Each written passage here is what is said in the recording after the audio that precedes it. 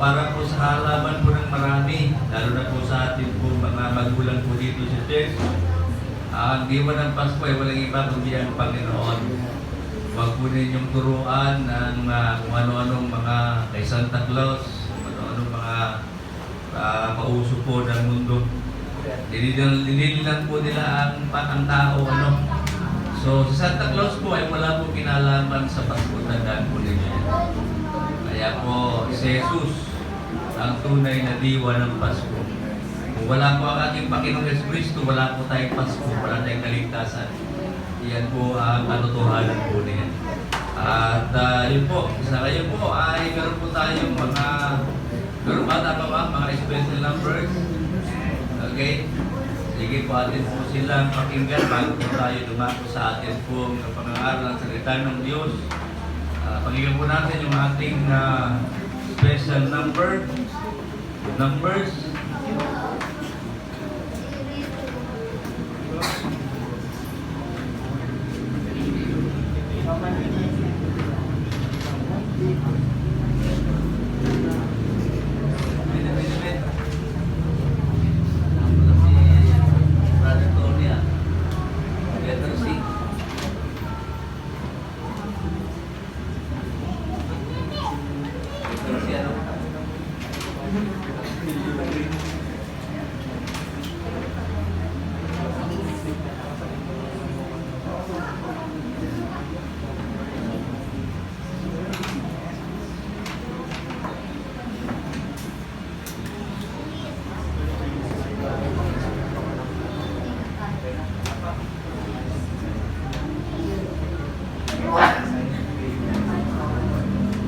Okay na po, tasin po sila pakinggan.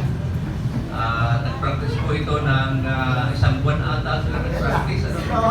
Kaya medyo talagang ibibigay po nila mga talento sa Panginoon. Ayan, ito po yung kamantiging literacy. Kasama na po yung kastilyo. Ayan, so awit po sila sa Panginoon.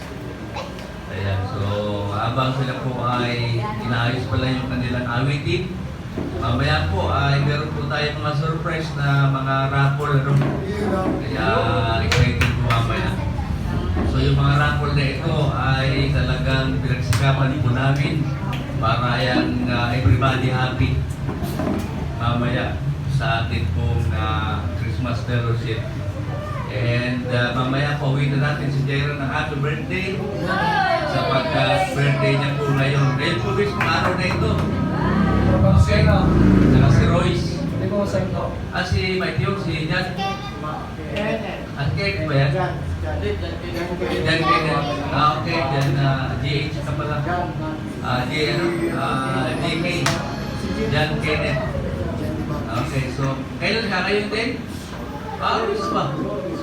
Alright, so si Pastor Joe, ayun din. Yung aking kaibigan mo sa balay. Ngayon din birthday niya.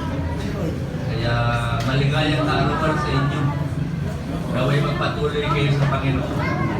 Yan ang pinakamagandang buhay na pwede nyo ibigay sa Diyos. Yung buhay na may kabuluhan. Sapagkat ang buhay na malayo sa Panginoon ay walang silbi. Tandaan nyo yan. Walang kabuluhan ang buhay na malayo sa Panginoon. Mamamatay ka lang ng ganun lang. Sa impyerno ka pa pupunta. Samantalang sa Panginoon, masaya ka na. Nasa langit ka pa pagdating ng araw. Yun ang pinaka-importante natin dapat na pagsikapan na gawin. Maging malapit tayo sa Panginoon. Sapagkat ang Diyos ay patuloy na nagpapala, nag-iingat, at yun nga, ay wala tayong magagawa kung walang Panginoon. Okay na? Sige. Let's go.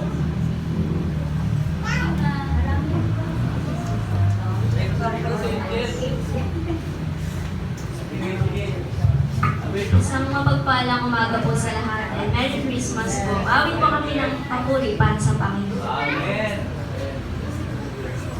Isang taon lang din.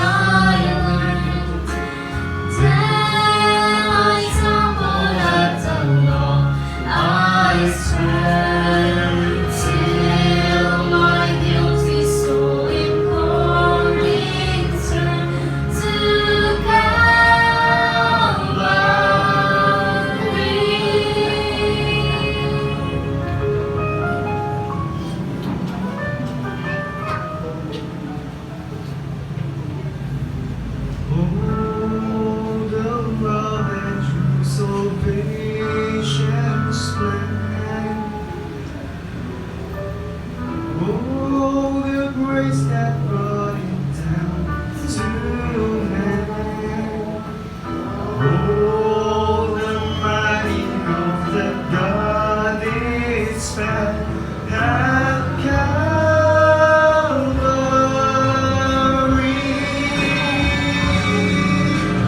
Mercy there was great and grace was free. Pardon there was multiplied to me. There my burden soul from liberty.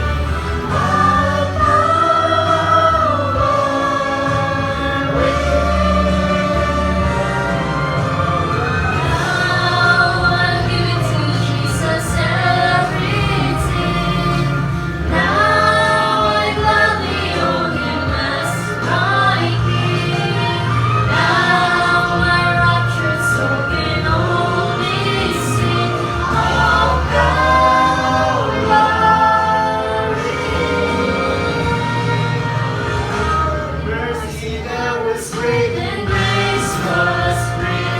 Oh, pardon there was multiplied to me. And so from liberty at Calvary. Mercy that was great and grace was free.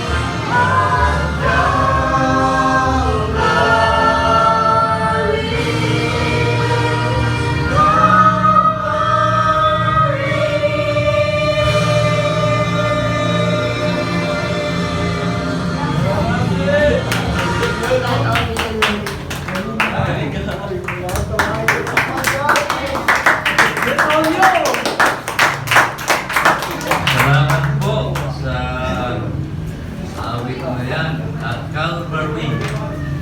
Ayan, so purihin ng Panginoon sa mga talento na yan. Ano? Talagang bumibirit. So may birit pa sa batang huli. Kaya, atin po pakinggan, nakita naman po nating tanging sila. Alam ko naman na mga singer po itong mga lahi nila. Opo. So, silang may taglay na magandang boses. Hindi kagaya ko na sabilitan lang. Trying hard. Okay? Okay naman? Sige. Okay na? So, ayan. Marami sila natin, kaya na ngayon ay wala na ayun na sumama na Jay. Okay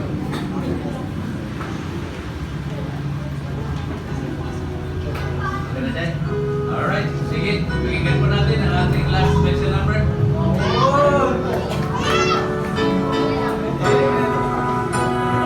Amen.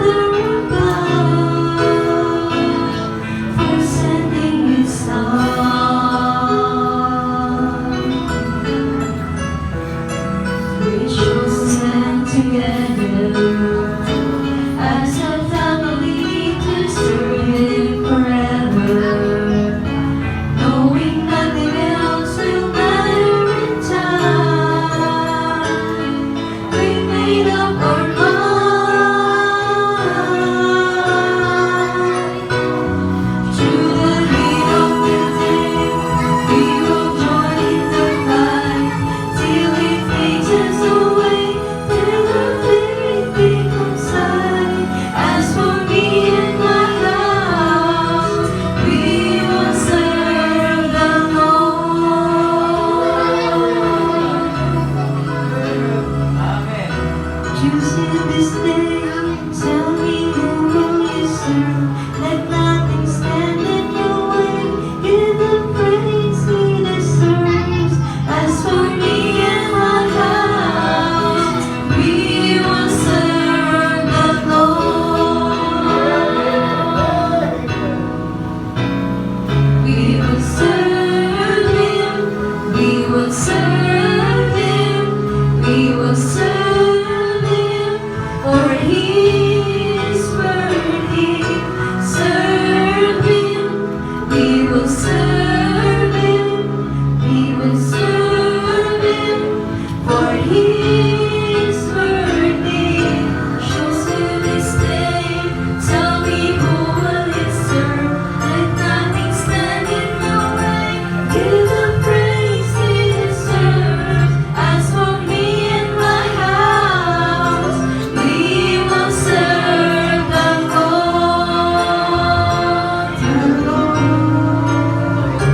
The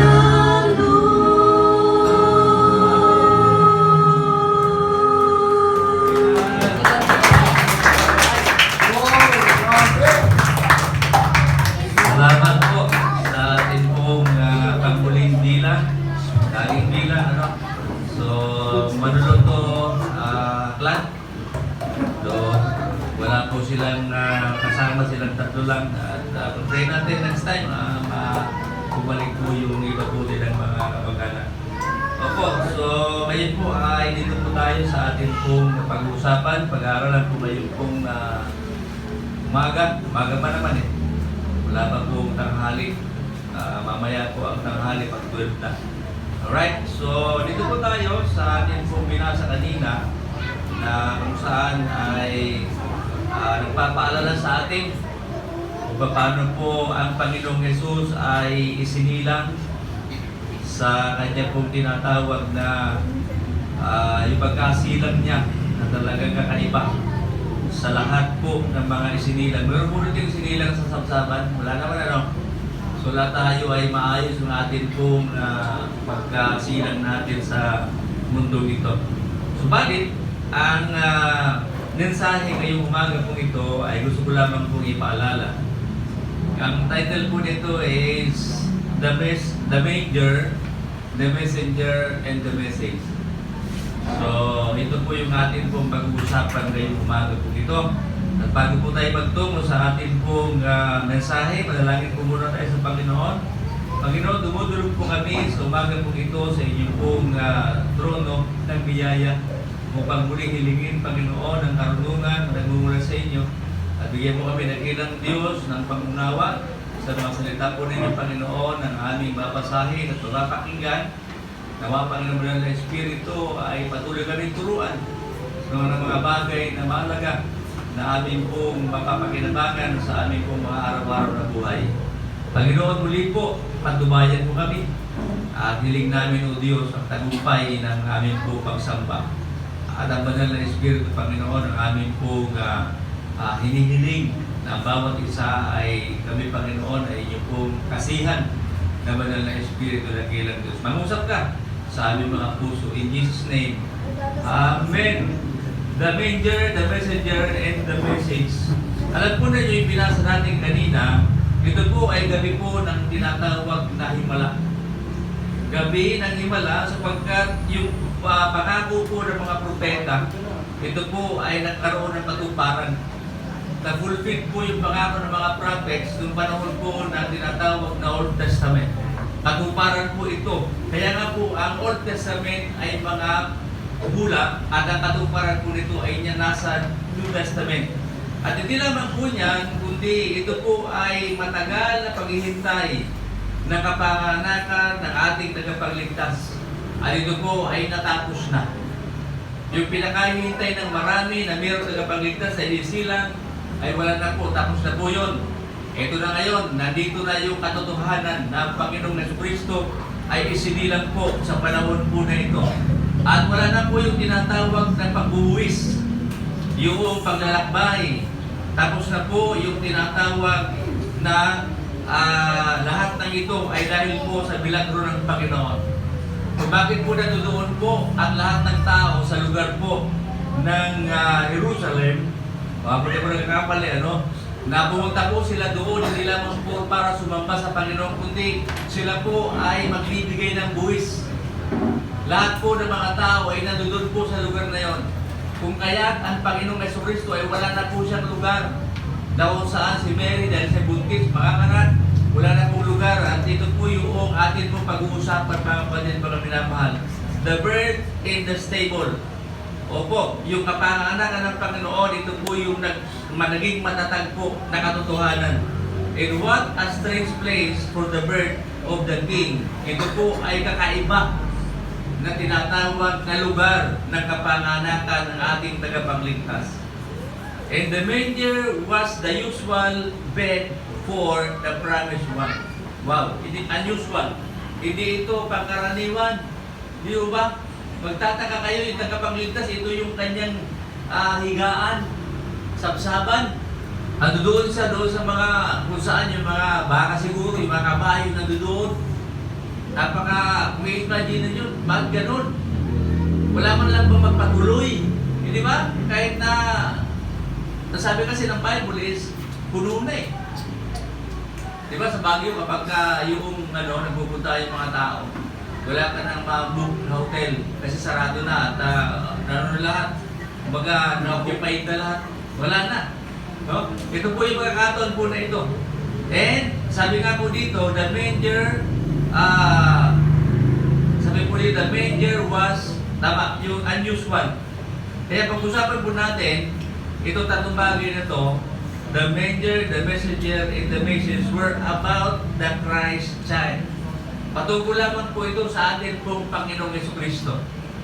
Yung sabsaban, yung nagmensahe, and then yung mensahe mismo. Now, tingnan natin yung manger. Manger was his bed. Sabi sa verse 7, and brought forth her firstborn son, and wrapped him in a swaddling clothes, laid him in a manger, because there was no room for them in the inn.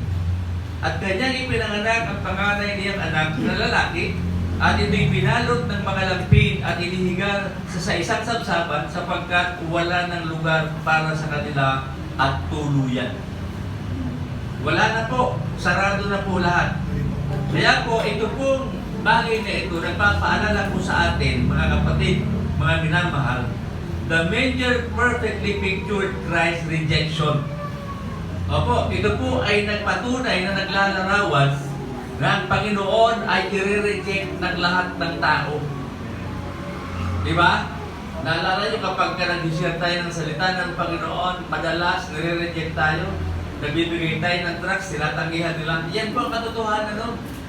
Lahat ng mga bagay na nangyari sa Panginoon na sinira sa meron po siyang mensahe. Christ rejection. Hanggang ngayon marami na pong tao na dininay ang ating Panginoong Jesucristo.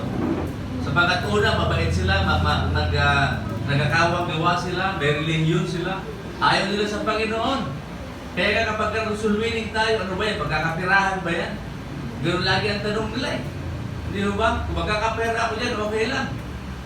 Lagi material na bagay ang lagi nasa isip ng tao. Pero pag inalam mo sa kanila sa Panginoong Jesucristo, tatanggihan ka nila. Subukan mo may nagubukan. Pag sulwin ka doon, ulasan yun. Walang matitira doon kahit isa, parang kinagisa ng granada yun. Di ba? Pero pag nagkwentuhan ka, mga celebrities, mga chismisan, ako nagdami niyan. Kumpulan yan. Di ba? Payabangan, nagdudoon yan sila. Pero pag pinasukan mo na ng gospel, wala na yun. Because Christ's rejection is everywhere. Nire-reject nila ang Panginoon.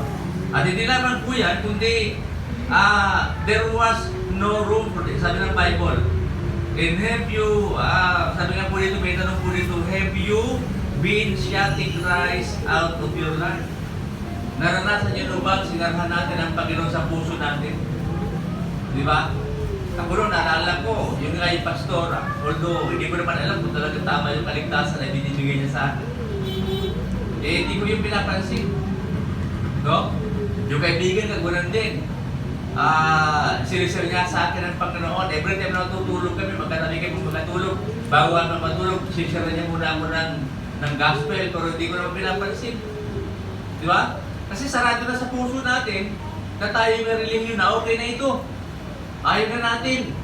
Di ba? Sigurado na tayo sa langit tayo, pero kung ganoon naman tayo, kung mamatay tayo ngayon, saan pupunta yung kaluluwa natin? Hindi naman natin alam. Kaya nga kapatid, salamat sa Diyos. Dahil minsan isang araw, binuksan natin yung puso natin sa Panginoon. Di ba? Iba-iba ng pamamaraan ng Diyos. May kakilala nga ako, pastor, naligtas siya, lasing siya. Oo. In-invite siya.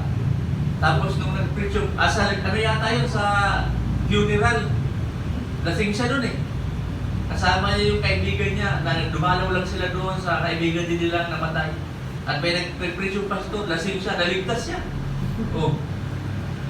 Ganun eh. Hindi natin kayang tawaran, hindi natin kayang limitahan ang magagawa ng Diyos sa tao. Kaya nga salamat tayo, binuksan natin yung pintuan ng puso natin para kay Kristo. Tapalan tayo mga kapatid. Ang sabi sa Revelation 3:20 yata, kumakatok ang Panginoon sa puso natin. At ang sino pumasok ang Panginoon, magsasalo tayo ng hapunan, sabi ng Panginoon. At hindi naman po yan, kundi the manger is perfectly pictures Christ redemption. Redemption, bakit? Ang sabi po dito ay wrapped in the swaddling clothes. Alam niyo po, nung redemption, nung nabuhay ang Panginoong Jesucristo, that's a picture of redemption. Na tayo po ay tutubusin ng ating Panginoong Jesucristo. Naalala natin nung si Mary ay pumunta po doon sa libingan, naiwan po yung kanyang yung kanyang tutela. Di ba? Ganoon din po ito, bata. Nakarap siya ng lampin. Ganoon din ang Panginoon. Nakarap siya ng tela. Nung nabuhay siya, yun ang ibig sabihin ng redemption. Siligtas tayo ng Panginoon, tinubos tayo ng Panginoon sa pagkakasala. Tinubos tayo ng Panginoon doon sa tinatawag na sanlaan sa Satanas. Tinubos tayo ng kanyang dugo na precious blood na tinatawag na walang katumbas na halaga. Kaya kapatid, pasalamatan natin ang ating Panginoong Jesucristo. And the love of God laid in a manger pointed to the cross. Na ang Panginoon, nung isinilang siya, itinuturo niya yung tinatawag na cross ng Kalbaryo. Maraming sinasabi ng Panginoon, hindi lang ito nagtatapos dito. Meron pang cross na naghihintay sa akin. Di ba? Maraming sinasabi ng batang ito, may cross na naghihintay sa akin. At yun yung pinaka-final destination ng aking buhay. Kaya nga ang Panginoon, buhay lang siya for 33 years old lang siya. Tama ba? 33 years old lang sa mundong ito. 3 years siya nag-ministry, and after that, namatay na siya. Hindi ba, yun po ang pinaka-importante dito. Na tayong mga mananampalataya, na alam natin ang kaligtasan, dapat yung mga tao na kakilala natin, ituro natin sa ating Panginoong Jesucristo. Si Jesus ang ituro natin sa kanila. Upang sa karon sila man ay maligtas. Sapagat ang manger po ay perfect availability of Christ for all. Yung tinatawag na pagsilang ng Panginoon, ibig sabihin ang Panginoong Jesucristo ay available sa lahat ng panahon para sa lahat ng tao. Sabi niya, sabi ng Romans 3:23, for all have sinned and come short of the glory of God. So lahat daw tayo ay nagkasala, at yung lahat na nagkasala na yan ay pwedeng iligtas ng Panginoon kung sila ay lalapit kay Kristo at hihingi ng tawad at tatanggapin si Jesus sa kanilang mga buhay bilang Panginoon at salin ng kapagligtas. Lahat ng tao, walang tao na hindi maliligtas, maliban lang kung tatanggihan nila ang alok ng Panginoon ng kaligtasan. Ganun lang naman yun eh. Hindi ba? Wala namang kinatanggihan si Kristo para maligtas. Lahat ng lumalapit sa Kanya, lahat ng humingi ng tawad, pinapatawad niya. At binibigyan ng kaligtasan. Yun lang naman yun eh. Kaya nga mga minamahal mga kapatid, sabi ng Bible sa Roma sa Isaiah 53:6, na sabi doon, all have, sabi niya, like a sheep have gone astray, and we have everyone to his own way. And the Lord hath laid him the iniquity of us all, di ba? O, ano tayo, magkakailong tayo ng mga tupa na kung saan pumupunta. Kung saan yung tinutungo natin sa ating mga tinatawag na landas. At ang Panginoong Jesucristo ay binigay niya kayong buhay para sa ating mga kasalanan. Di ba? Siya ay namatay para sa ating mga kasalanan. Ikaw at ako ay makasalanan sa harapan ng Diyos. Nagkasala tayong lahat. For all have sinned. Di ba? Lahat eh. Maliban sana kung sinabi ng Panginoon, for some sins. Di ba? Wala naman ganun eh. Lahat eh. Kaya hindi tayo pwede magmalinis sa Panginoon, mga kapatid. Wala eh. Maliban lang yung katwiran ni Kristo. Yun talaga ang nagiging dahilan kung bakit malinis tayo sa harapan ng Ama natin sa langit. At hindi lamang yan, kundi Christ will receive all who come to Him. Lahat ng lumalapit kay Kristo ay Kanyang tinatanggap, purihin ng Diyos. John 6:33. 37 pala. Ayan, John 6:37. 37 dyan. Ayan, okay. All that the Father giveth me shall come to me, and him that cometh me I will in no wise cast out. Wow! Hindi niya kailanman itataboy ang mga lumalapit sa Kanya. Sapagkat, sabi niya, ang lahat ng nasa Ama ay binigay sa Kanya na mga nagsisilapit sa Kanya, at ang mga nagsisilapit sa Kanya kailanman ay hindi niya itataboy. Napakabuti ng Diyos, mga kapatid. Kahit na punong-puno ka ng kasalanan, kahit na sabihin mo na hindi ka na pwedeng patawarin ng Panginoon, no, nagkakamali ka. Patatawarin ka ng Diyos, lumapit ka lang. Humingi ka lang ng tawad sa Kanya. Tiyak patatawarin ka ng Panginoon sabagat mahal tayo ng Diyos. Tandaan natin, walang tao na hindi mahal ng Panginoon. Pastor, kahit kriminal, yes, mahal ng Diyos yan. Di ba? Hindi naman nahayaan ng Panginoon yan kung hindi naman yan hindi naman yan hayop para hindi mahalin ng Panginoon. Yung mga hayop na mahal ng Diyos eh. Tama? Yung mga halaman, mahal ng Diyos yan eh. Yung kalikasan, mahal ng Panginoon yan. Kaya sabi ng Panginoon, yung sisirain yung kalikasan sapagkat babalik sa inyo yan. O ngayon, ano nangyari sa atin? Sinisira yung kalikasan. O, mahal ng Diyos lahat eh. Maliban lang kay Satanas. Talagang isinumpa na ng Panginoon yan habang panahon. Wala na siyang panahon para magbalik loob sa Diyos. The messenger. Ikalawa, the messenger. The messenger were of heaven. Tignan nyo kung bakit ito ay napaka-special na mensahero. Tandaan niyo po, yung mga angel po, ang tawag sa kanila messenger. Sabi sa verse 8 to 10, sabi niya dito, and there were in the same country shepherds abiding in the field, keeping watch over their flock by night. And lo, the angel of the Lord came upon them, and the glory of the Lord shone round about them, and they were sore afraid. And the angel of the Lord said unto them, fear not, for behold, I bring you good tidings of great joy, which shall be to all people. Ayan.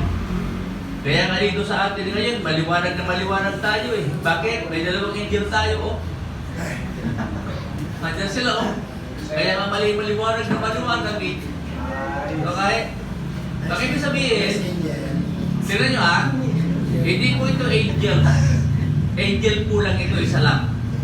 Isa lang po ang nagpakita sa mga shepherd sa panahon po na ito.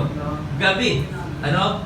Kaya nga, naniniwala tayo, o maraming naniniwala, na ang Pasko ay hindi po December. Kasi kung December, yung mga pastor, wala sila sa labas. Nasa loob sila pati mga tupa. Eh meron buwan eh, merong bituin eh. Ibig sabihin, summer siya. Sabi niya, di ba? Ito naman talaga muso din natin. Ngayon, nakita ng mga shepherd itong tinatawag na angel. And the shepherd is common men. Ito mga angel na ito ay, ano lang ito, mga pareho lang natin. Mga pagkaraniwang tao lang sila. Na binabasdan nila yung kanilang mga tupa, yung kanilang flocks sa gabi. It was a night like many other nights, yet different. Pare-parehong gabi, mga kapatid. Listen to me. Okay? Itapon nyo ba yung cellphone nyo yan? Hindi kayo nakikinig eh. Okay? So, gabi na same night. Pero ito, iba ito. Bakit? Bigla na lang nagpakita yung angel sa kanila. At biglang lumiwanag yung kanilang paligid. Nagtaka sila. Ano kaya ito? Baka may alien. Sasabihin nila, no? Na-amaze sila eh. Nagulat sila. Nung ang Panginoon, yung angel ng Panginoon na nagpakita sa kanila. Sabi po dito, the angel of the Lord appeared. Sa inyo dyan. And all was changed. Nabago po lahat ng tinatawag na doon sa lugar na yon. And God had the attention of these men, and they would never be the same. The shepherd were, sabi po dito, the shepherd were afraid. But two words come then, na sabi ng mga ng angel, fear not. Huwag kayong matakot. Amen. Kung ikaw ay may problema, may pagsubok sa buhay, huwag kang matakot, kapatid. Sabagat merong Panginoon. Na ito mga angel na ito, marahil tatakbo na sila, natakot sila, dahil biglang nagliwanag yung paligid nila, at pagkatapos biglang nakita nila napakalaking tao na doon, at pagkatapos natakot sila, sabi ng angel, fear not. Huwag kayong matakot. Ang sabi po dito sa verse number 10, okay, fear not, for behold, I bring you good tidings of great joy, which shall be to all people. Napakaganda ng mensahe na meron kayo tinatawag na kagalakan sa puso ninyo, sapagkat, sabi niya dyan, bibigyan ko kayo ng tinatawag ng mabuting balita, ng malaking kagalakan na siyang sa buong bayan. Ito na ang mensahe ng anghel na ang Panginoon ay isinilang. We can give our fears to one born and stable. Okay? Sabi sa 1 Peter, casting all your cares upon Him, for He cares for you. Para maging stable yung buhay natin, pagtiwalaan natin ang pangako ng Panginoon. Huwag tayong matatakot, mga kapatid, na harapin yung mga problema sa buhay natin. Kaya nga, meron tayong mga higanting problema sa buhay natin. Na natatakot tayo sapagkat napakalaki ng problema natin. No, mas malaki ang Diyos natin sa kanila, sa problema. Kaya tatandaan natin mabuti, ang Panginoon ay kasama natin palagi. If God is for us, who can be against us? Kung tayo man ay nakikipagdigma spiritually, pagtiwalaan natin ang ating Panginoon. Nasa Kanya ang lahat ng kapangyarihan. Yung kapangyarihan na walang sino mang pwedeng tumalo. Greater is He that is in thee than he that is in the world. Napakadakila at napakapangyarihan ng Panginoon. Opo. So, fear not, ang sabi ng angel. And then, the shepherd found the Savior to stable just as an angel said. So, nakita nila yung tagapagligtas. At ito yung palahilan para maging matatag po sila. Sapagkat ito yung sinabi ng anghel. What God example? Okay? What good example sa mga ito? Ano ba yung mga bagay na hindi natin dapat katakutan?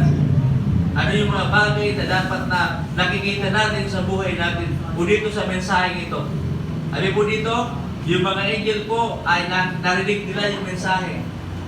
Apo, they heard the message and they heeded the message. Ibig sabihin, ito yung kanilang pinakinggang mabuti. Nung tinanggap natin ang Panginoon, merong mensahe sa atin na dinala ang tinatawag na salita ng Diyos. Naligtas tayo para ibahagi ang salita ng Panginoon. Narinig natin yon, napakinggan natin, and then they heralded the message. Ibig sabihin, ibinalita nila ang kanilang napakinggan. Yung mga shepherd, napakinggan nila yung mensahe sa angel na merong isinilang na tagapagligtas. At pagkatapos nito ay, binalita nila sa lahat ng tao. Hindi ba ganun ang sinabi ng Panginoon? Go ye into all the world. Preach the gospel. Ganyan din ho yan eh. Na ang mga pananampalataya ay dapat na ipinapangaral natin ang salita ng Panginoon. Messenger po tayo ng gospel, mga kapatid. Hindi lang yung angel, tayo rin. Dahil meron pong tinatawag na Great Commission. And then ikatlo, hindi lamang the messenger was his bed, and the messenger was his bed, and the messenger were of heaven, and ikatlo, the message was for all. Ang mensahe ito ay para sa lahat. Sabi ng verse 10 hanggang verse 12, and the angel said unto them, fear not, and behold, I bring you good tidings, and great joy, which shall be to all people. For unto you is born this day in the city of David the Savior, a Savior which is Christ the Lord. Verse 12, and they shall be a sign unto you, and ye shall find the babe wrapped swaddling clothes in a manger, swaddling clothes lying in a manger. So ito po yung ipinapakita po dito ng mensahe dyan, sabi niyan, is para sa lahat ng tao. Yan o, sabi niya, which shall be to all people. Mensahe yan para sa ating lahat. What was the Christmas message? The message was of a virgin-born baby. Yan po ang mensahe. Na ang isang dalaga ay nanganak ng isang bata na hindi manawala yung kanyang pagkadalaga. Ang tawag dyan ay mystery. Misteryo yun, mga kapatid. Iisipin mo, paano nangyari? Mangyayari talaga yan pagka ang Diyos ang gumawa. Walang imposible sa Panginoon, mga kapatid. Diba? Si Mary ay dalaga nung napakasawa ni Joseph. Nung isinilang ang Panginoong Jesucristo, dalaga pa rin siya. Kaya lang siya hindi naging dalaga, nagkaroon silang pamilya. Kaya ang Panginoong Jesucristo, meron siya mga kapatid sa laman kay Mary at kay Joseph. Pero ang pagsilan sa ating Panginoong Jesucristo ay kakaiba. Sabagat yung kanyang katawan ay hindi ito katawan na kagaya natin. Okay? Hindi sila nag-out sa sex intercourse ni Joseph, ni Mary, hindi po. Ang sabi ng Panginoon, huwag kang matakot, Joseph, sapagkat ipagbubuntis ni Maria ang tagapagligtas. Diba? Kaya nilimliman siya ng Holy Spirit, hindi nagbuntis siya. Pero bago po yung mangyari, na naginip muna si Joseph para ipaalala sa kanya ng Panginoon, doon siya mag-alala. Na baka akala ni Joseph, meron siyang ibang karelasyon, kaya nabuntis. Hindi po ganun. Opo, ang katawan ng Panginoong Jesucristo ay walang kasalanan. Walang halong kasalanan yun. At dugo ng Panginoon ay precious yun. Walang kasalanan yun. Diba? Marahil walang puso ng Panginoong Jesucristo nung sinilang. Kasi hindi naman yung magdudugtong kay Mary. Diba? Lahat tayo may kadugtong sa nanay natin, di ba? May puso. Oh, palagay kong Panginoon hindi. Kasi Holy Spirit siya eh. Hindi ba? Sino pa ba ang walang puso na sinilang? Hindi naman sinilang, nilikha eh. Si Adan eh. Kasi iba, wala silang puso eh. Nilikha sila, hindi naman sila sinilang eh. Diba? Ay, ibig sabihin, ito po ay nagpapaalala sa atin na ang Virgin Mary ay sinilang ang Panginoong Jesucristo. Kaya po, tandaan nyo, si Virgin Mary ay hindi natiling virgin. Kaya hindi pwedeng sambahin si Mary. Hindi naman sa Diyos eh. Ginamit lang sa kasangkapan ng Panginoon. Opo. Kaya tandaan natin, kung meron tayong mga kamag-anak na naniniwala pa rin sila kay Mary, pag-pray natin sila na mabago yung kanilang paniniwala. Na hindi talaga sa Diyos. Kailangan na rin ng tagapagligtas. Opo, pagkaraniwang tao lang siya. Ginamit lang siya para isilang ang ating tagapagligtas. And the message was of promise fulfilled. Yung pangako na ito, yung mensahe ito, ay mensahe para doon sa mga pangako para matupad. The message was of the prophesied Savior born. What does the Christmas message mean to you today? Ano ba ang mensahe ng Christmas sa atin ngayon, mga kapatid? Regalo? Diba? Masaya tayo ba may regalo? Starting month pay? Ayan, no? Bonus? Yes! Ganyan ang Pasko kasi. Ano? Naglilipa na, naglalabasan yung mga bagong pera. Ayan. Grabe, ano? Ini-expect ng mga bata, meron silang regalo, matatanggap sila mga malulutong na pera. Mga 50 pesos. Yung 50 pesos sa kanila, ano na lang yan eh. Wala lang eh. Di ba? Wala sa kanila yung 50. 100 yun, medyo masaya sila pag 100. Pero pag 20, nakasamamot sila. Wala, ito lang. Pag gano'n. Pero pag kinapalan mo naman yung 20, pagkakalaga yung 100, masaya yun. Oo. At saka yung mga pera ngayon ilalabas, wala ng tao. Puro hayop na. Hayop na. Mga hayop na yan. Ay!